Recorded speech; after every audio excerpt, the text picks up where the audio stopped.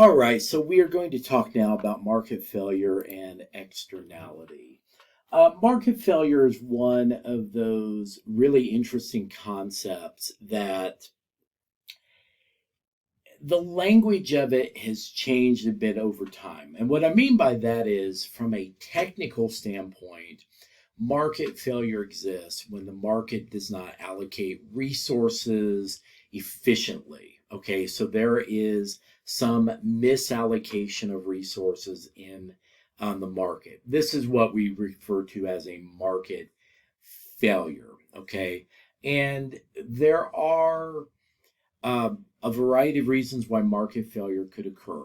The two biggest ones that I really talk about in my classes are the problem of asymmetrical information. And recall that asymmetrical information is simply a situation where one party has more information than another, and that results in one party being at a disadvantage when making transactions or conducting commerce.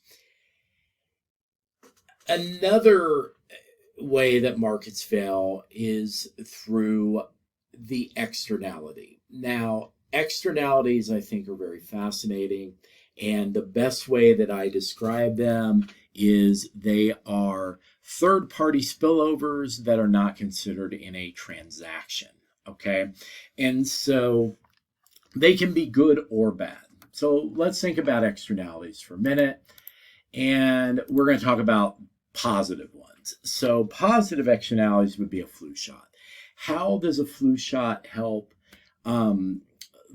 the world be a better place without other people doing anything? Well, think of it like this. If you're a relatively healthy person and you're not that concerned about getting the flu or dying from the flu, but you get a shot just to reduce your likelihood of getting it and passing along to others, then those around you are going to benefit from that. And so that creates a positive externality. Another positive externality is nice yards in a neighborhood. If everybody has nice, well-manicured yards, it helps to create more curb appeal in a given area and contributes positively to property values. There are lots of negative externalities, though, and that's what we tend to focus on in micro. And examples would be, for example, alcohol consumption. People consume alcohol and then they get involved in a drunk driving incident, for example. Tobacco. If people smoke their whole lives, then they may have greater strains on the healthcare system later, which creates an externality in the public health sphere. Illegal drugs are another big one. People doing heroin could result in more crime, more homelessness, more social ills. Now, what options do we have to correct for an externality? A few. For the positive ones, we can subsidize. And so a lot of positive externalities have good subsidies associated with them. For example, a lot of the insurance carriers make flu shots free. We can promote it. So an example of that would be public service announcements. You may have seen like Play 60 ads for the NFL where they're promoting children getting up and moving.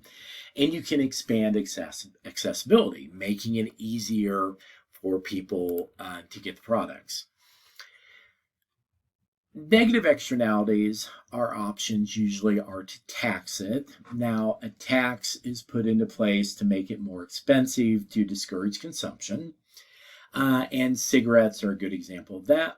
We can ban it entirely, make it illegal to purchase or distribute. And of course, heroin would be an example of that in the United States.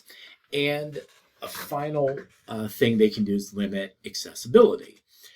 For example, cigarettes. You have to be a certain age to buy cigarettes. Alcohol is another example of that. Okay? And so these are the options available to try to correct that externality.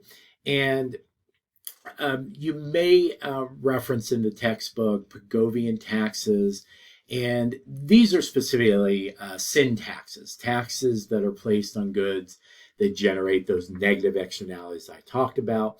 And what this is designed to try to bring the private costs, in other words, what people actually pay for the product, in line with the overall social costs. Okay.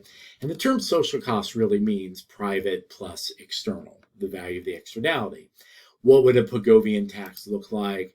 Well, for example, cigarettes, they put the tax directly on the producer, causing the price to be higher. And so, with that higher price, the argument is that the quantity demanded will decrease, as you can see here, and we'll have less units being consumed out in the marketplace. Okay, so that's a little bit on the idea of externality and taxes. Now, if we want to get a little bit more in the weeds, and this is some material that I do in my face-to-face class, for example, tobacco consumption. They've done a lot of different things with tobacco. Of course, they have made accessibility more of a challenge. They've also done a lot of limitations of where people can smoke. I know most public buildings in most states, you have to be at least 10 feet away from the entrance, no smoking here or wherever. And you can see that it has generally been effective over time, that we've cut the number of smokers steadily down since the 1950s. Other things they haven't necessarily been as successful with is the war on drugs. They've made drugs illegal, but there is still a lot of drug use. And one of the unsavory side effects was this idea of civil forfeiture, where basically police could confiscate people's money on the assumption that it was going to be used for purchase of drugs. And it particularly adversely impacts poorer folks that do not know how to navigate the system to get their money back, basically.